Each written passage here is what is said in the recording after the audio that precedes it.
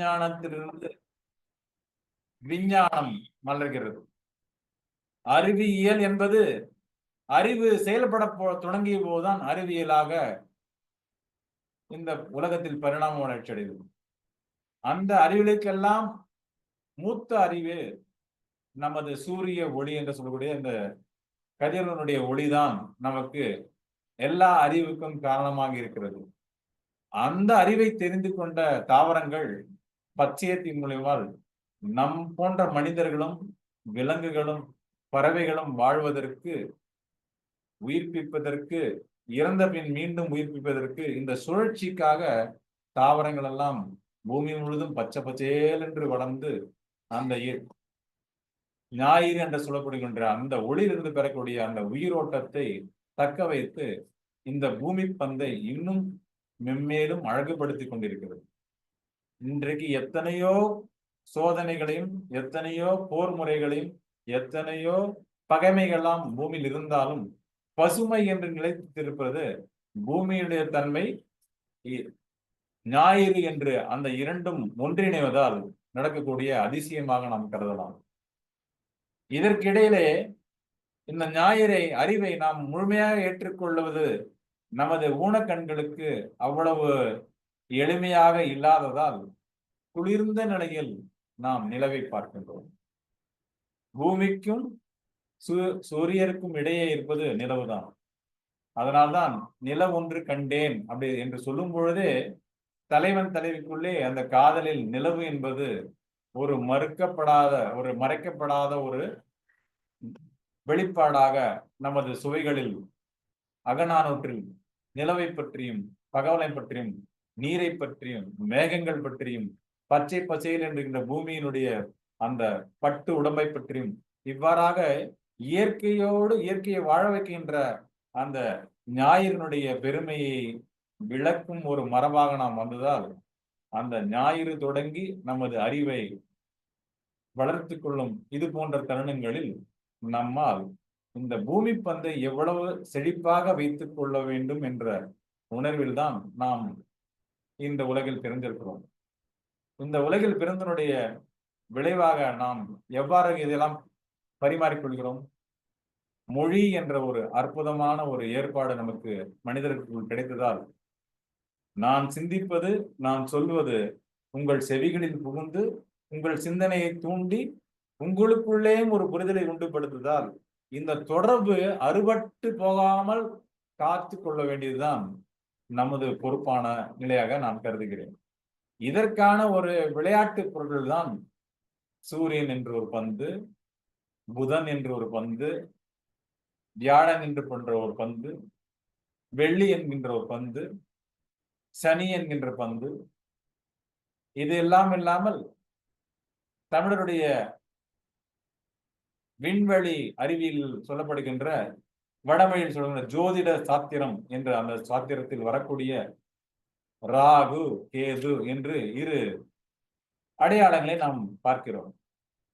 அதைத்தான் ராகு கேது என்று பெயரிடுவதற்கு முன்னாடியே ஞானசம்பந்தர் சனி பாம்பு இரண்டும் உடனே என்று குறிப்பிட்டிருக்கிறார். அப்ப நவகோள்கள் மற்ற உலகில் ஆராய்ச்சி செய்து அதற்கு பெயரிடுவதற்கு முன்பே ஏறத்தாழ 1300 ஆண்டுகளுக்கு முன்னாடி வாழ்ந்த ஞானசம்பந்தர் அதற்கு முன்பிருந்த நிலையை பாடலில் வடிவத்திருக்கிறார். ஏதோ ஞானசம்பந்தர் காலத்தில் உருவானதில் இந்த நவகோள்களும். அப்ப ஞாயிறு, திங்கள், செவ்வாய், புதன், வியாழன், வெள்ளி, சனி என்ற நிலை நம் தமிழர்களால் ஏற்கனவே பல ஆண்டுகள் பின்பற்றப்பட்டு சனி பாம்பிரண்டும் உடனே என்று அந்த நவக்கோளோடு மிக அழகாக அதை பொருத்தி நம்முடைய நாகரிகத்தினுடைய பழமையும் பெருமையும் உச்சத்தையும் அறிவினுடைய தன்மையும் மிக ஆழமாக நிரூபித்து சென்றுள்ளார்கள். அதனால் தமிழ் மொழியில் வளர்க்க துடிக்கும் நமது வாசுகி அம்மையாருடைய உள்ளக்கிடக்கு என்னவென்றால், இது தாய்மொழி என்று சொன்னால் உலக மொழிகளுக்கெல்லாம் இது தாய்மொழி. ஆனால்தான் தமிழ் மொழியில் இருக்க எல்லா சொல்லும் பிற மொழிகளிலும் பின்பற்றப்படுகிறது. ஆண்டுக்கு எல்லாம் அளவிற்கு முன்னாடி தமிழ் பொறி பிறந்ததால் பின்னர் வந்த மொழிகள் தன் தாயிடமிருந்து ஏதோ ஒன்றை எடுத்துக்கொண்டுதான் வளர்ந்துள்ளன. எல்லா மொழியிலும் தமிழ் மொழியுடைய ஏதாவது ஒரு சொல்லினுடைய தாக்கமும் வீரியமும் நிச்சயம் இருக்கும். இது பல மொழிகளை படித்தவர்களுக்கு புரியும். தமிழ் மொழி தெரிந்தவர்களுக்கு விட பல மொழி படித்தவர்களுக்கு இதனுடைய மேன்மை புரியும். அப்படி இந்த மொழியின் வழியாக நாம் இந்த அழகான ஒரு இணைப்பில் இருக்கோம். எது? தமிழிசையும் தாண்டவக் கோணும். பிற எந்த மொழிக்கும் உலகத்திலே இல்லாத ஒரு நிலைப்பாடு என்றால் 3 வகையாக பிரித்துக்கூடிய ஒரு மொழியாக தமிழ் மொழி இருக்கிறது. அது நாம் பேசுகின்ற இயற்றமிழ் என்றும், சற்று முன் இசைத்த இசைத்தமிழ் என்றும், இப்பொழுது நாம் காணொளியாக பார்த்துக் கொண்டிருக்கும் இந்த ஒளி வழியாக அறிவை அடையும் நாடகத்தமிழ் என்றும், இயல், இசை, நாடகம் என்று 3 தமிழாக இந்த மொழி வளர்ந்திருப்பதென்றால் நமது மொழியில தான் இதனுடைய தொடக்கம் நமக்கு மிக பெருமை தரும் ஒரு நிகழ்வாக வாசுகி அம்மையார் அடிக்கடி தனது தமிழ் இசை வளர்ச்சி பணிகளிலெல்லாம் தன்னை அர்ப்பணித்துக் கொள்ளும் போது இந்த இசைத்தமிழ் மூலம் நாடகத்தமிழுக்கு உயிரோட்டம் கொடுக்கின்ற இசையினுடைய ஒலிச்சிரிவையும் அந்த ஜெதிச்சிரிவையும் மிக அழகாக நம்ம தமிழ் மொழியில் இடம்பெற்றதால் அந்த ஜெதியினுடைய வெளிப்பாடாக தான் தாண்டு அவம் என்று அந்த சொல் உருவாகிறது. பவம் என்றால் நாம் பிறவி எடுத்த இந்த பூமியிலே நாம் பிறவி எடுத்த காரணம், அது பவசாகரம் என்று சொல்வார்கள். கோபாலகிருஷ்ண பாரதியார் அவர்கள் பவசாகரம் கரையேறலாம் என்று ஒரு பாடுபாளர். பவசாகரம் என்றால் நிச்சயமாக இன்ப துன்பமும் இணைந்திருக்கும் கடல். அது கடல் கொண்டால் நமக்கு இன்பமும் வரும், எதிர்பாராத ஏதாவது இயற்கை சீற்றங்களால் துன்பமும் வரும். பூமியே ஒரு கடலாக சொல்லி பூமியில் பிறந்ததால் நாம் இன்பம் துன்பம் இரண்டையும் ஏகமாக அனுபவிக்கிறோம். இன்பம் நமக்கு இனிமையாக இருக்கிறது, துன்பம் நமக்கு நீங்க வேண்டும் என்று துடிக்கிறோம். இதைத்தான் பவ உலகம் என்று சொல்வார்கள். இந்த பவ உலகத்தை கொஞ்சம் நீட்டித்தால் அது பாவ உலகம் என்று சொல்வார்கள். அப்ப பவம் பாவமானால் மீள முடியாத துன்பத்தை பாவம் என்று சொல்லுவார்கள். அதே கொஞ்சம் ஒலியை மாற்றி பாவம் என்று சொன்னால் வெளிப்பாடு, நமது உணர்வுடைய வெளிப்பாடு நாட்டியத்தில் ரசங்களாக 9 ரசங்களாக மேம்படுகிறது. உடலுக்கு 9 வாயில் இருப்பது போன்று 9 இருக்கும் அற்புதங்களில் இந்த 9 சுவைகள் என்பது நாட்டியத்தில் மிக மிக அழகான ஒரு ஏற்பாடு. நாம் எல்லாரும் கதை கேட்க பிடிக்கும்.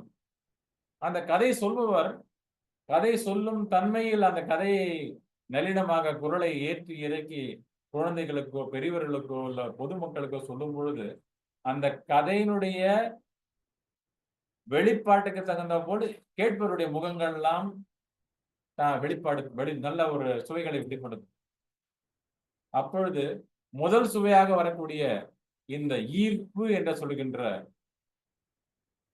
ஒருவரிடம் இனம் புரியாத ஈர்ப்பு, அது எப்படி வருகிறது, எவ்வாறு வருகிறது, அதுக்கான காரணம் எல்லாம் சொல்ல முடியாது.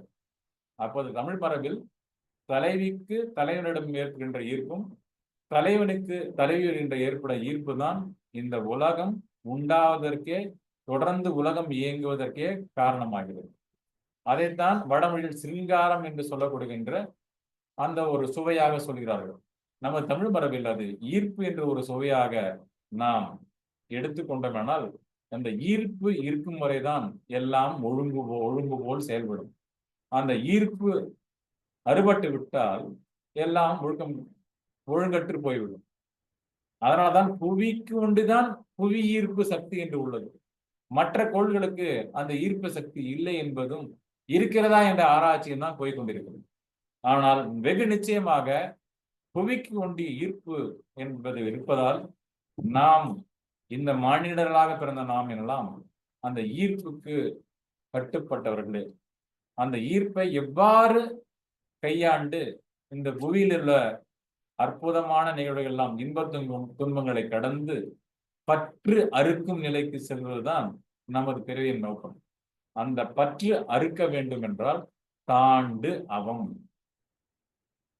பவம் என்றால் இந்த பற்றோடு ஒட்டி கொண்டிருப்பது. அவம் என்றால் இந்த பற்று நீங்கி அண்டவெளியில் எந்த ஒரு கட்டுப்பாடுமின்றி எந்த ஒரு பிடிமானமின்றி அந்தரத்தில் தொங்கி அந்தரத்தில் இன்பத்தை அடைய வேண்டும். நமக்கே மனது எந்த எண்ணமும் இல்லை என்றால் மனம் அற்று போய்விடுவோம். மனமற்று போனால் நமக்கு எந்த பிரச்சனையும் இல்லை. அப்ப தாண்டவம் என்பது எதற்காக உதவுகிறது என்றால், சற்று நேரம் பூமியிலிருந்து துள்ளி குதிக்கும் ஒரு உணவிற்கு நம்மை எடுத்து செல்வது. இப்பொழுது நான் அதற்கு ஒரு எடுத்துக்காட்டாக நமது குழுவில் உள்ள ஸ்னேகா அவர்களை வேண்டி நாட்டியத்தில் பயன்படுத்தப்படும் ஜதிகள் எப்படி அந்த துள்ளல் உணர்வை கொடுக்கிறது என்பதை உங்களுக்கு எடுத்துக்காட்டாக நிகழ்த்தி காட்டுமாறு அவர்களை அன்புடன் கேட்டுக்கொள்கிறேன். வணக்கம், கேட்கிறேன்.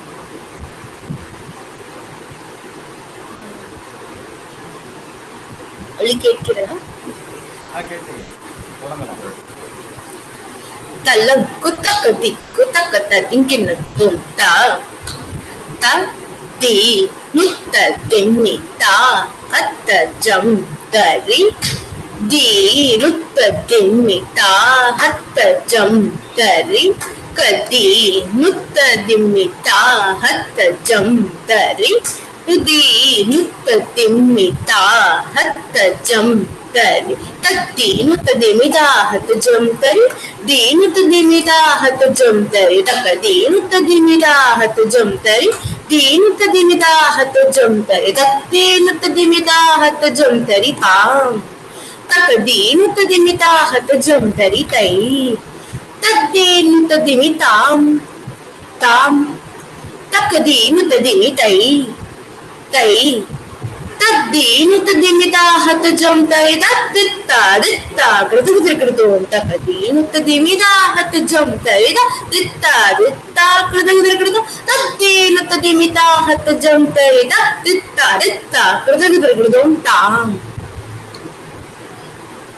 அருமை அருமை, நன்றி. இப்பொழுது நாம் கேட்ட அந்த ஜெதி ஒலிகளில் எல்லாம் நீங்கள் நல்ல நாட்டியத்தை ரசிக்கும் பொழுது அந்த ஜதிகளை ஒட்டி அந்த நாட்டியம் ஆடும் கலைஞர் எவ்வாறெல்லாம் தனது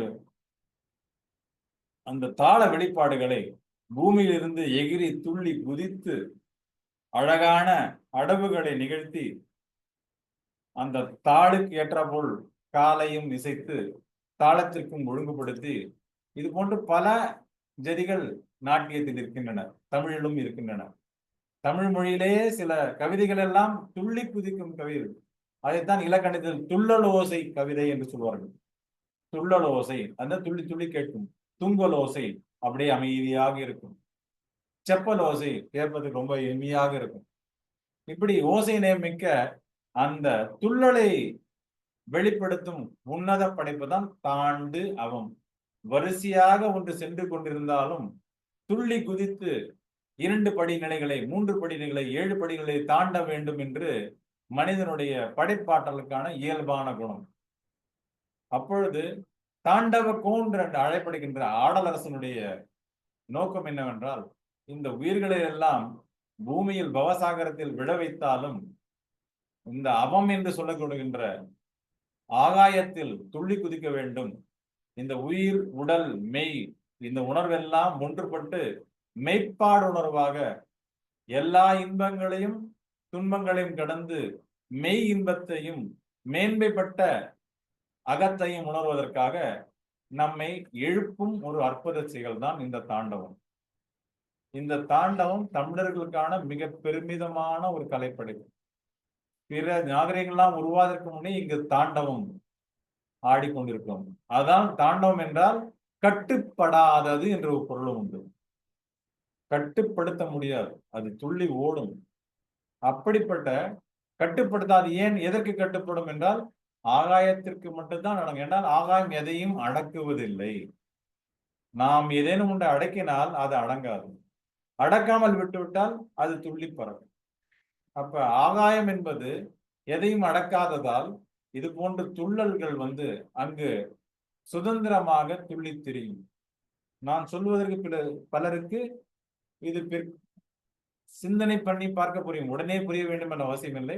ஆனால் என்னவென்றால், நான் இங்கு விளங்க நினைக்க நோக்கம் என்னவென்றால், இந்த பவசாகரம் என்று சொல்லக்கூடிய இந்த பூமியினுடைய புவி வாழ்வு, இந்த புவி வாழ்வை நாம் வாழத்தினுடைய நோக்கமே அந்த பெருவாழ்வுக்கான வழிகளை இப்பொழுதே இன்றே தேடிக்கொள்ள வேண்டும்.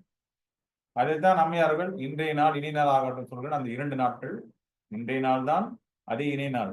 அந்த துள்ளல் உணர்வை நாம் இப்பொழுதே தேடிக்கொண்டால் இந்த தமிழிசையின் தாண்டவ கோணம் என்ற நோக்கம் வாழ்ந்து வாழ்ந்து வாழ்ந்து வருகின்றவர்களையும் வாழ வைக்கும் என்று நான் கருதுகிறேன். இப்பொழுது மீண்டும் இந்த தலைப்புகளில் ஒன்றை ஒன்று இணைத்து பார்க்கும்போது, நாளும் கோளும் நற்றமிழும் என்று தேவாரத்தில் சொல்வார். எதெல்லாம் நமக்கு நன்மை செய்யும் என்றால், பல முறை முயற்சி செய்திருப்போம். தடங்கள் ஏராளமான தடங்கள் இருக்கும். அன்று ஒரு நாள் திடீரென்று எல்லாம் மாறிவிடும். யாரும் செய்யாதே நல்ல நாள் செஞ்சுன்னு சொல்லுவாங்க. அதனால நம்ம மூதாதையர்கள் நல்ல நாள் பார்த்து காரியம் செய்யன்னு சொல்லுவாங்க. ஏனால் பிற எந்த இடர்கள் இருந்தாலும் அந்த இடர்களை நீக்கும் நாளாக ஒரு நாள் நமக்கு வாழ்வில் வரும் என்பதால் அந்த நல்ல நாளை நோக்கி நாம் பயணிக்க வேண்டும் காரணத்தால் நல்ல நாள் பார்ப்பது என்பது தமிழ் மரபில் உண்டு. அந்த நாளும் எப்படிப்பட்ட நாளாக இருக்கும்? இந்த கோள்களுடைய இயக்கங்கள் எல்லாம் அந்த நாளில் நமக்கு விடுதலை அளிக்க வேண்டும். அப்படிப்பட்ட நாளாக நாம் தீர்க்க வேண்டும். நமக்கு சிக்கலை உருவாக்கும் நாளில் நாம் செயல்படக்கூடாது. நமக்கு சிக்கலற்ற நாள் என்று வருகிறது என்று கொக்கக்க கூம்பு பருவத்து குற்றதன் புத்தக்க சீர்த்து எடுத்து சொல்லும் போது நமக்கான தருணத்தை இந்த கோள்களை எல்லாம் கணித்து நமது நாள் இன்றைய நாள் என்று காத்துக்கொண்டு அந்த நாளுக்கான துடிப்போடு இருக்க வேண்டும். காத்து கொண்டிருப்பதால் நாம் சோம்பியாராக இருக்க வேண்டும் என்று அர்த்தம் கிடையாது. 10 நாள் ஆகும் என்பதால் 10 நாள் வரை நாம் சோம்பேறியா இருக்க வேண்டும். அந்த நாள் வரும் வரை அதற்கான துடிப்போடும் துள்ளலோடும் இருக்க வேண்டும் என்ற அந்த மெய்ப்பாட்டு உணர்வதெல்லாம் நமது கலைகளில் மிக அழகாக ஒரு நாட்டியத்தை பார்க்கும் போதோ ஜதிகளை கேட்கும் போதோ அந்த நாட்டியத்துக்குள் இருக்கும் இசையை ரசிக்கும் போதோ அந்த இசைக்குள் இருக்கும் ஓசை நயத்தையும் ஒலி நயத்தையும் ரசிக்கும் போதோ எல்லாம் ஒன்றோடு ஒன்று பொருந்தி இருப்பதை நாம் பார்க்க முடியும். அதைத்தான் நமது முன்னோர்கள் பல விதமான அற்புத படைப்புகளாக, இசைப்பாடல்களாக, துதிப்பாடல்களாக, நாட்டிய பாடல்களாக, கீர்த்தனைகளாக, இப்படி பல்வேறு விதமான இசை வடிவம், நாட்டுப்புற பாடல்கள் எல்லாவற்றிலும் இந்த துள்ளலும் தூங்கலும் ஞானத்தினுடைய வெளிப்பாடு எல்லாம் இருக்கும். அதற்கு இந்த பொருத்தம் எவ்வாறு வருகிறது என்றால், இந்த 7 நாட்களில் ஒவ்வொரு நாளும் நமக்கு ஒரு பொருத்த உணர்வை கொடுக்கின்றன. எடுத்துக்காட்டாக ஞாயிறு என்று நாம் வகைப்படுத்தும் அந்த நாளில் அறிவு சார்ந்த விடயங்களை நாம் கவனம் செலுத்த வேண்டும். திங்கள் என்று சொன்னால் மனம் சார்ந்த விடயங்களை கவனம் செலுத்த வேண்டும். அறிவுக்கும் மனவுக்கும் மிக துல்லியமான வித்தியாசம் உண்டு. மனம் கட்டுக்கள் வராது, அறிவு எப்பொழுதும் கட்டுப்படுத்தும். மனத்தை கட்டுப்படுத்த நினைத்தால் தோல்வி அடைவோம். அப்ப திங்கள் என்று மனம் போனபடி நம் மனம் என்ன சொல்கிறதோ அதை நாம் செம்மைப்படுத்த வேண்டும். செவ்வாய் என்று ஒரு நாள் வருகிறது. செவ்வாயினுடைய அந்த நிறத்தை சொல்லும் போது செந்நிறம் என்று சொல்வார்கள். இன்று கூட ஆய்வாளர்கள் எல்லாம் செவ்வாய் கிரகம் என்பது மிகவும் செந்நிறத்தில் இருப்பதாக தான் உறுதிப்படுத்துகிறார்கள். அப்ப செந்நிறம் என்பது நமது உடலில் எங்க இருக்கிறது என்றால், மீதி எல்லாம் வெவ்வேறு நிறம் எடுத்தாலும் குருதி என்பது செந்நிறத்தில் இருக்கிறது.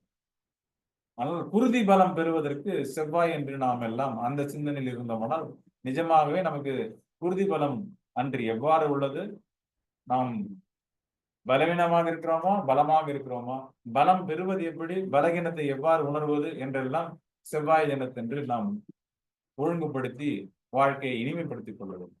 நமது குருதியை செம்மைப்படுத்தும் அந்த வகைகள் எல்லாம் ஆராய்ந்து நல்ல உணவு எடுத்துக் கொள்வதோ இல்ல குருதி சம்பந்தமான விடயங்களில் என்னெல்லாம் செய்தால் நமக்கு ரத்தம் ஓட்டம் எல்லா புறமும் தலை முதல் கால் வரை எல்லா நரம்புகளிலும் அளவோடு செல்கிறதா என்று நாம் அன்றைய தினத்தை நாம் திட்டமிட்டுக் கொள்வோம்.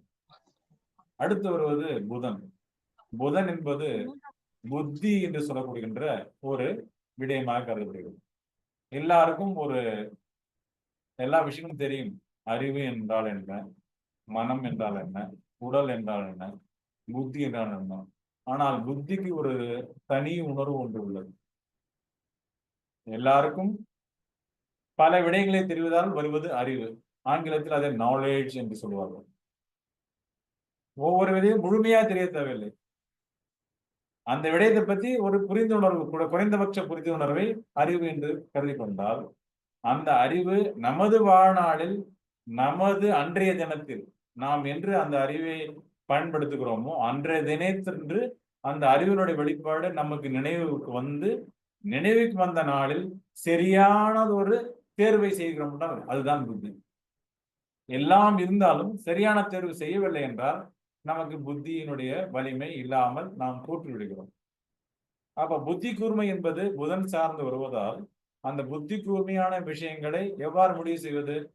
பல அறிவு இருந்தாலும், பல சான்றோர்களுடைய நாம் பேசினாலும், குடும்பத்தின் உறவினர்கள் பேசினாலும், பல விடயங்கள் தெரிந்தாலும், அன்று எதை எடுத்துக்கொள்வது, அன்று எதை வெளிப்படுத்துவது, அந்த தருணத்தில் எது சரியானது, அந்த தருணத்தில் சொல்லக்கூடாதது, இப்படியெல்லாம் நன்கு ஆராய்ந்து பார்த்து குறைந்த நேரத்தில் சரியான முடிவு எடுப்பது புத்தி. ஆனால் புதன்கிழமை என்று நமக்கு அது போன்ற ஒரு உணர்வை பின்பற்றும் போது இந்த 7 நாட்களுடைய அந்த தொடர்பு நமக்கு வாழ்நாளில் எல்லா நாளும் தொடர்ந்து வருவதாக நம்மால் உணர முடியும். அடுத்ததாக வருவது வியாழன் என்று சொல்லப்படுகின்ற அந்த நாள். வியாழன் என்று சொல்வது இந்த எல்லா விடயங்களையும் மறைத்து வைப்பதை வெளிப்படுத்துகிறது. நமக்கு எல்லாம் இருக்கும், ஆனா எல்லாம் மறைஞ்சு போயிடும். அப்ப அதற்குதான் என்ன சொல்றோம்? வியாழன் என்று சொல்லிக்கொண்ட அறிவு கடவுள், வடமொழியில் குரு என்று சொல்வார். குரு என்றால் இருளை நீக்கி அறிவை கொடுப்பவர். நமக்கு எல்லாம் இருந்தாலும் அது பயன்படாத அளவுக்கு நாம் எங்கேயோ சிக்கிக் கொண்டிருப்போம். அந்த சிக்கலை உருவாக்குதான் இந்த பவசாகரம். அந்த பவசாகரத்தில் சிக்கியிருக்கும் போது குரு என்று சொல்லப்படுற அந்த வியாழன் என்ற என்ன செய்கிறது என்றால், இதை நீக்கிப்பார், இது உனக்கு விளங்கும் என்று அவ்வளவுதான் சொல்வார். இதை துலங்கிப்பார், இந்த அழுக்கை நீக்கி இந்த சுத்தத்தை பார் என்று ஒரு வழிகாட்டியாக இருப்பது அந்த வியாழன். அப்படி இருப்பதால் நம்ம சொல்லுவோம், நம்ம இடர்களிலிருந்து மீண்டு வரும்போது எனக்கு வெள்ளி முளைத்து விட்டது என்று சொல்லுவோம். எப்பயுமே ஒரு பிரச்சனை ரொம்ப உச்சத்துக்கு போய் அது தீரும் போது நமக்கு எனக்கு வெள்ளி தெரிகிறது, விடி வெள்ளி என்று சொல்லுவார்கள். அப்பொழுது நீண்ட துன்பத்திலிருந்து இல்ல நீண்ட தேடுதலிருந்து, ரெண்டுமே, துன்பத்திலிருந்து வருவது அகவாழ்வு சார்ந்தது. ஒரு அறிஞர் ஒரு உலக நன்மைக்காக சில விஷயங்களை ஆராய்ந்து கொண்டிருக்கிறார். ஒரு நாள், ஒரு மாதம், ஒரு வருடம், 10 வருடம், 30 வருடம், இப்படி ஆண்டாண்டாக ஆராய்ந்து கொண்டிருக்கிறார். அவருக்கு அந்த ஆராய்வில் எந்த நோக்கி ஆராய்கிறாரோ அதுக்கு முடிவு எட்டப்படவில்லை. இருந்தாலும் விடாமுயற்சியாக அந்த முடிவை நோக்கி சென்று கொண்டிருக்கிறார். அந்த முடிவு தோன்றிய நாள் அவருக்கு விடிவெள்ளி நாள், அவருக்கு விடிவு பிறந்த நாள். அப்படி அந்த வெள்ளியாக நமது வாழ்வில் நமக்கு எல்லாம் விடியலை கொடுக்கக்கூடிய அந்த வெள்ளி நாளில் நாம் நமது வாழ்வு முறையில் என்னெல்லாம் எதிர்நோக்கி இருக்குமோ அதற்கான வெற்றிகளை காணும் நாள் அந்த வெள்ளி நாள். அடுத்து சனி என்று வருகிறது. சனி என்றாலே எல்லாரும் அச்சமுடுகிறார்கள். ஆனால் அச்சப்பட தேவையில்லை. ஏனால் அவர் உங்களை படிப்பித்து, உங்களுக்கு கற்பித்து, உங்களுக்கு கற்பித்தனால் வரக்கூடிய அறிவையும் கொடுத்து, அந்த கற்பித்தனோட அறிவை எவ்வாறு நீங்கள் நிற்கத்தக என்று சொல்லும் போது, கற்றபின் நிற்கத்தக என்று சொல்ல, நீங்க எதெல்லாம் தெரிந்து கொண்டீர்களோ, எதெல்லாம் நன்மை என்றும், எதெல்லாம் தீமை என்றும், எதெல்லாம் விடுதலை என்றும், எதெல்லாம் சிறை என்றும், எதெல்லாம் மாறி மாறி தெரிகிறதோ, இப்ப நான் நவரசம் வரும்போது அதை சொல்ல போகிறேன். அப்படி அந்த 2 பட்ட நிலை, ஒன்றுக்கு எதிரான நிலையும் எதிர்க்கு முதலான நிலையும் ரெண்டும் கொடுத்து அதில் நியாயத்தைக்காக உங்களுக்கு, நீங்கள் செய்த நியாயத்துக்கான உங்களுக்கு வெகுமதியும், நீங்கள் செய்த தவறுக்கான பிழை நீக்கும் வினையும் செய்வார். நாம் தவறு செய்திருப்போம், அறிந்தும் செய்திருப்போம், அறியாதும் செய்திருப்போம். அந்த பிழைகளை நீக்கி நமக்கு அந்த வினையறுத்த நிலையையும், நாம் செய்த நல்ல வினைக்காக உங்களுக்கு நல்ல ஒரு நியாயத்தையும், நீங்கள் அடைந்த முயற்சிக்கான வெற்றியும் வழங்கும் ஒரு தினமாக தான் சனி என்று சொல்றோம். இந்த 7 நாட்களில் எப்படி நமது முன்னோர்கள் அழகாக வாழ்ந்து இப்படிப்பட்ட ஒரு பிரம்மாண்டமான, சொல்லணும்னா காலத்திற்கு அப்பாற்பட்ட ஒரு எதிர்காலத்தையும் நிர்ணயிக்கின்ற ஒரு அற்புதங்களை நமது முன்னோர்கள் கொடுத்து சென்றிருப்பதால் இந்த நாள் கோள் இதை கடந்து இப்பொழுது நவரசம் என்று சொல்லுகின்ற ரசங்களுக்கு வருவோம். 9 ரசங்களுக்கு வருவோம். முதல் சுவை என்பது நான் ஏற்கனவே குறிப்பிட்ட ஈர்ப்பு. எந்த ஈர்ப்பு உலகத்திலே உன்னதமான ஈர்ப்பு? ஒரு தலைவனுக்கும் ஒரு தலைவிக்கும் வருகின்ற ஈர்ப்பு தான் முதன்மையான ஈர்ப்பு. மற்ற எல்லாமே அதிலிருந்து பிறப்பதுதான். தலைவன் தலைவிக்குள் ஈர்ப்பு இல்லை என்றால் இந்த உலகம் இயங்காது. தலைவிக்கு தான் தெரியும் தனக்கு பொருத்தமான தலைவன் யார் என்று. தலைவனுக்கு தான் தெரியும் தனக்கு உற்ற தலைவி என்று. அந்த ஈர்ப்பு தானாக நிகழ்வது. அதற்கு நாம் இடமளிக்க வேண்டும். அந்த ஈர்ப்பு நிகழ்ந்து விட்டால் இந்த உலகத்தினுடைய படைப்புகள்லாம் மிக அழகாக மாறிவிடும். ஆனால் நம் பவசாகரத்தில் இருப்பதால், பூமி பந்தில் இருப்பதால், இங்கு கிழக்கு என்று ஒருத்தர் சொன்னால் மற்றவன் மேற்கு என்று சொல்லுவான். ஏன்னா அது உண்மையும் கூட. கிழக்கிலிருந்து பார்த்தால் அவனுக்கு மேற்காக தெரியும், மேற்கிலிருந்து பார்த்தால் அவனுக்கு கிழக்காக தெரியும். ஏன்னா இதெல்லாம் நம்முடைய ஏற்பாடு. இயற்கை அவ்வாறாக இல்லை, இயற்கை பொதுவாக இருக்கிறது. நமது அறிவுக்கு உட்பட்டு தான் இந்த நாள்களும் இருக்குது, இந்த கோள்களும் இருக்குது, இந்த ஏற்பாடுகளும் இருக்குது. அப்படி ஈர்ப்பு என்பது ஒன்று எவ்வாறு எதால் தடுக்கப்படும்? வெறுப்பு என்பதால் தடுக்கப்படும். வெறுப்பு இருக்கும் இடத்தில் ஈர்ப்பு உருவாகாது. ஈர்ப்பு இருக்கிற இடத்தில் வெறுப்பு வரவே வராது. இதைத்தான் சிருங்காரசத்துக்கு எதிர் ரசம் பீபத்சம் என்று வடமொழி சொல்லக்கூடிய அந்த காதல் சுவைக்கு எதிர்ச்சுவை வெறுப்பு, வெறுப்புணர்வு. இதுவும் நாம் இந்த பூமியில் பிறந்தால் நாம் இதுக்கெல்லாம் கட்டுப்பட்டிருக்கிறோம். இதையெல்லாம் நீக்கியவர்கள் வேணால் பெருந்தகையாளர்களாக வாழ்கிறார்கள். ஆனால் அவர்களும் ஒரு வாழ்க்கையில் ஒரு கட்டத்தில் விருப்பு வெறுப்பிற்கு உட்பட்டவர்கள். இந்த விருப்பின் விளையாளால் வருவது என்றால் அது மகிழ்ச்சி. அடுத்த சுவை விருப்பின் விளைவதால் வருவது மகிழ்ச்சி. இப்படியே நீங்கள் வகைப்படுத்திக் கொள்ளுங்கள். விருப்பு ஒரு புறத்திலும் வெறுப்பு ஒரு புறத்திலும் இருக்கிறது. அந்த விருப்பின் பிள்ளையாக இல்ல அடுத்த தொடர்பாக வருவது மகிழ்ச்சி. அப்ப விருப்பம் நிறைவேறினால் நாம் மகிழ்ச்சி அடைகிறோம். அதே போல வெறுப்பு தோன்றினால் நாம் சோகம் அடைகிறோம். என்ன நமக்கு ஒண்டி இப்படி நடந்து கொண்டிருக்கிறது வாழும் முழுவதும், பிறகு யாருக்கும் நடக்காத நமக்கு நடக்குது. அப்ப வெறுப்பினுடைய தலைமுறை சோகத்தில் முடிகிறது, தொய்ந்து போயிடுகிறோம். அடுத்ததாக விருப்பு, மகிழ்ச்சி. அந்த மகிழ்ச்சி நம்மிடம் வந்து போயிட்டு விட்டால் நமக்கு என்ன வருகிறது? பயம் வருகிறது. நம்மிடம் இருக்கிற இன்பம் போய்விட்டால் ஐயோ தொலைந்து விட்டது, தொலைந்து விட்டு தேடுகிறோம். அப்ப பயத்தை எதிர்கொள்வது எது? வீரம். வீரம் பெற்றால் பயம் ஓடிவிடும். பயம் இருந்தால் வீரம் பயனற்று போய்விடும். ஒன்றோடு ஒன்று எதிர்மறையான. அப்படி இந்த பவசாகரத்தில் விருப்புக்கு வெறுப்பும், மகிழ்ச்சிக்கு சோகமும், வீரத்துக்கு பயமும் எதிர்நிலை இருக்கிறது. அடுத்ததாக வரக்கூடிய நிலை, நமக்கு அறிவும் வேலை செய்கிறது, புத்தியும் வேலை செய்கிறது, உடலும் திறமையாக இருக்கிறது, நமக்கு ஒன்றி நடக்கவில்லை என்றால் நமக்கு வருவது சினம், கோபம். சினமடையாதே சீனி விடாதே என்று சொல்கிறார். அந்த சினம் வந்துவிட்டால் எல்லா குணமும் ஓடிவிடும். அப்ப சினத்திற்கு எதிர் யார்? அமைதி, சாந்தம் என்று உடம்பில் சொல்வார்கள். சினப்படுத்துவதை அமைதி நுழைந்தால் சினம் ஓடிவிடும். சினம் இருக்கிற இடத்தில் அமைதி நுழைய முடியாது. இது 8 உணர்வுகளை நாம் பேசிவிட்டோம். மீண்டும் முறைப்படுத்துகிறேன். விருப்பு, வெறுப்பு, மகிழ்ச்சி, சோகம், வீரம், பயம், சினம், அமைதி.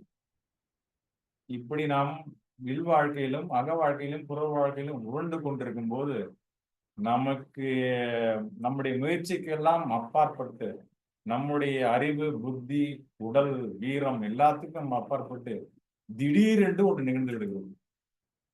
அது நடந்தது நமக்கு மகிழ்ச்சி அடைத்தால் அதை என்ன சொல்லுவோம்? வியப்பு என்று கண் விரித்து பார்ப்போம். வியப்பு, அந்த வியப்பு பயத்தினாலும் வரும். ஆனால் இனிமையால வரக்கூடிய வியப்பு தான் ஒன்றுபட்டு இருக்கும். அந்த வியப்பை ஆச்சரியம் என்று சொல்வார்கள். அந்த வியப்பு எங்கு வரும்னால் இந்த பூமியில் இருக்கும் வரை நமக்கு வியப்பு உண்டாகாது.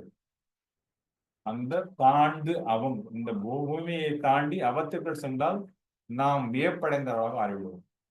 ஆதலால் இந்த 9 நாட்களும் 9 கோள்களும் இந்த 9 சுவைகளும் அன்றாடம் நமது வாழ்வில் இருந்து கொண்டுதான் இருக்கிறது. நம்முடைய குறிக்கோள் என்னவென்றால் அந்த வியப்பு என்ற நிலைமைக்கு நம்மை உட்படுத்திக் கொள்ள வேண்டும். அந்த வியப்பை நாம் உணர வேண்டும் என்றால் இந்த 8 உணர்வுகளை நாம் அன்றாடம் எதிர்கொண்டுதான் வருகிறோம். இந்த 8 உணர்வுகளுக்கு வெளியிலிருந்து நம்மை இயக்குவது இந்த கோள்கள். அந்த 8 கோள்கள் இயக்கத்தை நமது உணர்வுக்கும் நமது அறிவுக்கும் புத்திக்கும் அறிவிப்பது இந்த 7 நாட்களும் இனிய நாளும் இன்றைய நாளுமாக கருதுவதால் இந்த நாளும் கோளும் நவரசங்களும் என்பதை இந்த அளவில் உங்களுக்கு ஒரு விளக்கத்தை கொடுத்து, இப்பொழுது கருத்தோ கேள்வியோ ஐயங்களோ இருந்தால் எழுப்பலாம் என்று தெரிவித்துக் கொள்கிறேன். நன்றி.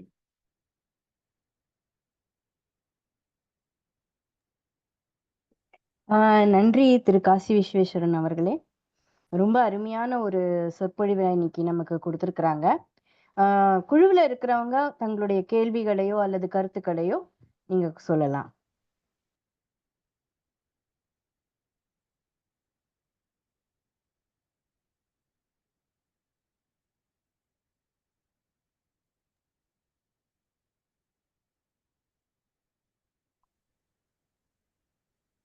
வாசுகி அம்மா.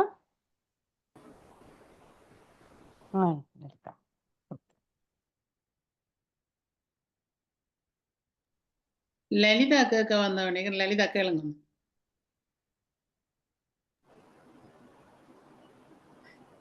எனக்கு கேள்விகள் இல்லை, பட் வந்து இது ரொம்பவே ஒரு மாதிரி டிஃப்ரெண்டான அப்ரோச்சா இருக்கு. பிகாஸ் நாள் கோள் ஃபர்ஸ்ட் நாளையும் கோளையுமே இப்படி இந்த மாதிரி ஒரு நோக்கத்துல பார்த்துருப்போமாங்கிறது தெரியாது முன்னாடி.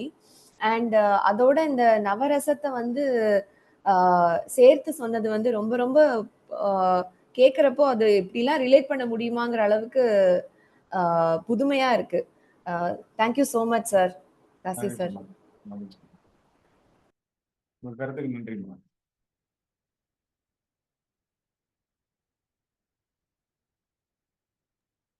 வாசுகி அம்மா. ஓம் நன்றி காசி. நன்றி ராஜேஸ்வரி அம்மா, காசியை கொண்டு வந்து இந்த மேடைக்கு தந்ததுக்கு. லலிதா சொன்ன மாதிரி இந்த மூண்டையும் ஒரு வேறொரு கோணத்தில் பார்க்கக்கூடிய மாதிரி காசி இன்றைக்கு எங்களுக்கு ஒரு புது வழியொன்றை திறந்திருக்கிறாருன்னு நான் நினைக்கிறேன் இந்த ஆய்வரங்கத்துக்கு. ஸ்னேகாண்ட ஜதியும் காசியின் இசையும் அருமையாக இருந்தது. மேலும் அதாவது இந்த மனித வாழ்வில் உள்ள துன்பங்கள் இன்பங்கள் எல்லாத்தையும் இன்னொரு வழியிலும் நாங்கள் பார்க்கலாம் என்ற ஒரு புது பாதையை திறந்தது எங்கள் காசி. நன்றி.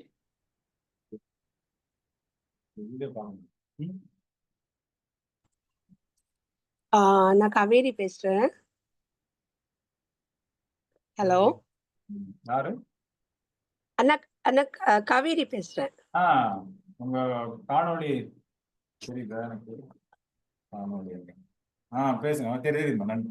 எப்படிமா இருக்கீங்க? இல்ல, எனக்கு வந்து ஆக்சுவலி எல்லாரும் சொல்ற மாதிரி அது ஒரு கொஸ்டினரின்றதோட அந்த ஒவ்வொன்றையும் வந்து வந்து அதனுடைய அந்த நீங்க சொன்ன அந்த இன்ஃபர்மேஷன்ஸ் எல்லாம் வந்து ஓ இப்படியுமா அப்படின்ற வந்து தெளிவு வந்து இன்னைக்கு கிடைச்சது.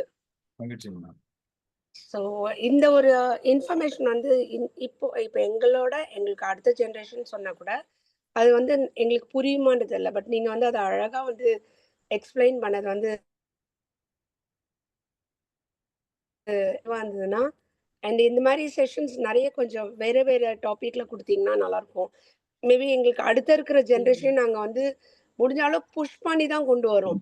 இப்போ எங்களை மாதிரி வந்து நாங்க வந்து ஒரு இன்ட்ரெஸ்டா இதெல்லாம் வந்து தெரிஞ்சுக்கணும் அப்படின்னு முன்மோடி வரோம். ஆனா எங்களுக்கு அடுத்த ஜென்ரேஷன் வந்து அவங்களுக்கு மேபி அவங்களுடைய சூழ்நிலைகள் அந்த மாதிரி இருக்கிறதுனால இது ஆக்சுவலா இதெல்லாம் நிறைய அவங்க தெரிஞ்சுக்கணும். இந்த மாதிரி இன்னும் நிறைய டாபிக்ஸ் எடுத்து எங்களுக்கு கொடுங்கண்ணா. நீங்க அதை இதுக்கே நிறைய விளையாட்டுலாம் இருக்குமா? விளையாட்டு, பாட்டு, அந்த மாதிரி மேபி இப்ப இருக்கிற ஜெனரேஷனுக்கு வந்து நம்ம அவங்களுடைய அந்த மைண்ட் செட்டுக்கு ஏற்ற மாதிரி இதை கொண்டு போனோம்னா புரிஞ்சுப்பாங்க. எப்படி ஒரு குழந்தைங்களுக்கு ஒரு பொம்மையை காட்டி நம்ம சொன்னா அது அவங்களுக்கு எவ்வளவு அழகா அதுங்க பார்த்து கத்துக்கிறது இல்லையா?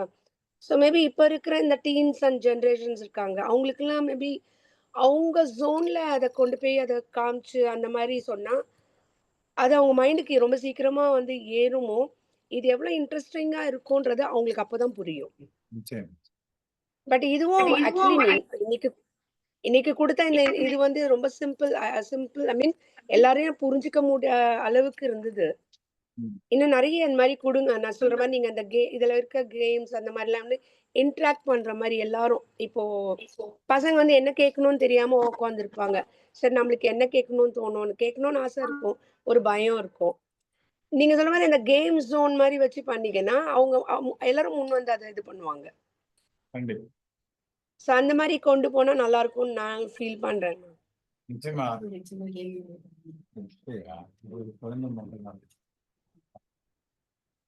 அதுக்கான ஏற்பாடுகள் இருக்குமா, அதுக்கான தளங்களும் இருக்கிறது. நான் அதுக்கு இந்த தமிழிசை தாண்டகோணம் தளத்திலிருந்து எவ்வாறு செய்ய முடியும், இல்ல வேற நேரடியாக பயனாளர்கள் நேரடியாகவும் பிள்ளைகளுக்கு செய்ய முடியும்.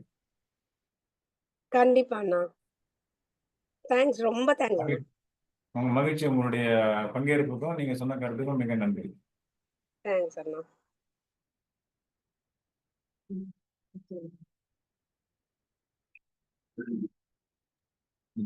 ஐயா வணக்கம் ஐயா. சொல்லு கண்மணி, சொல்லுங்க. எனக்கு ரொம்ப யூஸ்ஃபுல்லா இருந்தது. 9 கோள்கள் பற்றியும் அந்த 7 நாட்கள்ல நம்ம என்னென்ன கவனிக்கணும் அப்படின்றது எனக்கு கொஞ்சம் டிஃப்ரெண்டாவும் இருந்தது. செடியை பத்தி அவங்க சொன்னது ஒண்ணு நல்லா இருந்தது. எல்லாருக்குமே நன்றி ஐயா. நல்லதுமா, சிறப்போடு வாழ். தேங்க்யூ.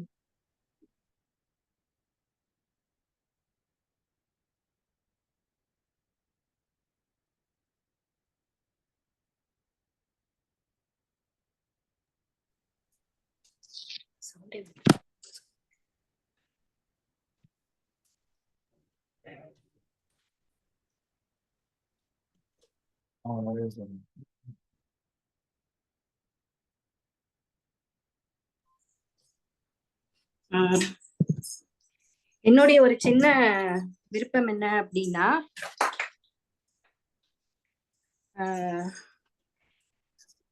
காசி ஐயா அவர்கள் வந்துட்டு நம்ம குழந்தைங்களுக்காகவும் ஒரு ரொம்ப எளிமையா சொல்லி கொடுக்கக்கூடிய ஒரு திறம் வாய்ந்தவர் அவரு.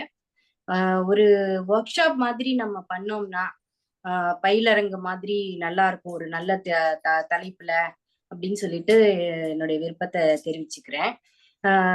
காசி ஐயா அவர்கள் வந்துட்டு அது தொடர்பான தங்களுடைய கருத்துக்களை சொல்லலாம், எப்படி பண்ணலாம், இந்த மாதிரி அதுக்கான வாய்ப்புகள் இருக்கா அப்படிங்கறத பத்தி சொன்னீங்கன்னா நல்லா இருக்கும்.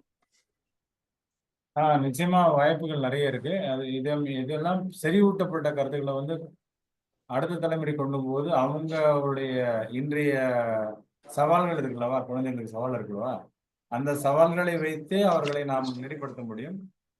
உதாரணமாக இப்ப சொன்ன அந்த நாள் என்று சொல்லக்கூடிய அந்த 7 நாட்களை வைத்து நிறைய அறிவு சார்ந்த உள்ளரங்க விளையாட்டும் மைதான விளையாட்டும் இருக்கின்றன. அதை ஒரு மணி நேரம் அளவு திட்டமிட்டு கொடுத்தால் நிச்சயமாக உடல் களைப்பு நீங்கிய பிறகு, உடல் உற்சாகம் வந்த பிறகு அறிவு விஷயங்களை புகுத்தினாலும் பிள்ளைகள் எல்லாம் மிகவும் ஆர்வமாக அதை ஏற்று அதை செரிமானம் செய்து தங்கள் வாழ்க்கையில் கடைபிடிப்பதற்கு ஒரு வாய்ப்பு உள்ளது. அந்த வாய்ப்புகளுடைய தளங்களை நீங்கள் செய்ய தயாராதான் நான் என்னுடைய பங்களிப்பை அளிக்க தயாராக இருக்கேன்.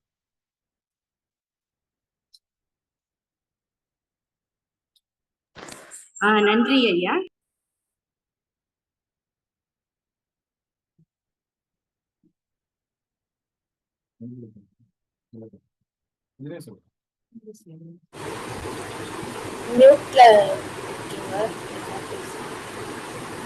ஸ்னேகா, உங்களுடைய கருத்துக்கள் ஏதாவது கேட்கணுமாமா? கருத்துக்கள் ஒன்றோட ஒன்று ஒப்பிட்டு அதை டான்ஸ்லயும் இன்கார்பரேட் பண்றதுக்கான ஒரு ஸ்பேஸ் இருக்கு. புதிய இத இன்னும் ம், உள்ள உடனடியா செலுத்துறதுக்குன்னா விளையாட்டுகள் தான் ஈஸியஸ்ட் வே அப்படின்னு நினைக்கிறேன். So, நன்றிம்மா. நன்றி. ம்.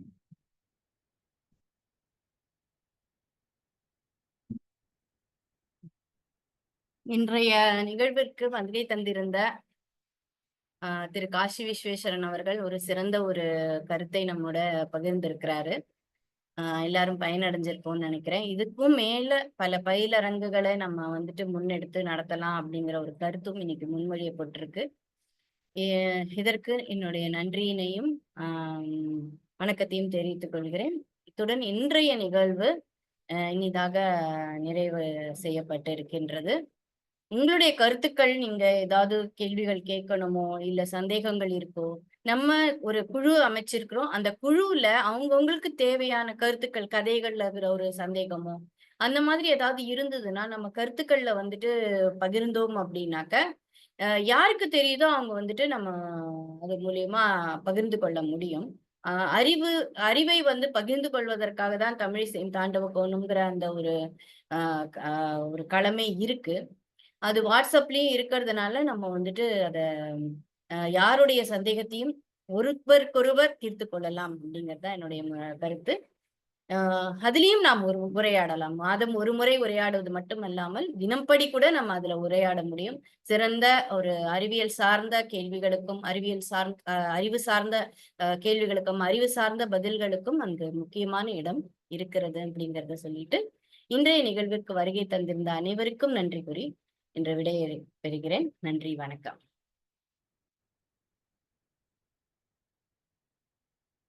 ஸ்னேகா இது ரெக்கார்டிங் நிறுத்திடலாமா?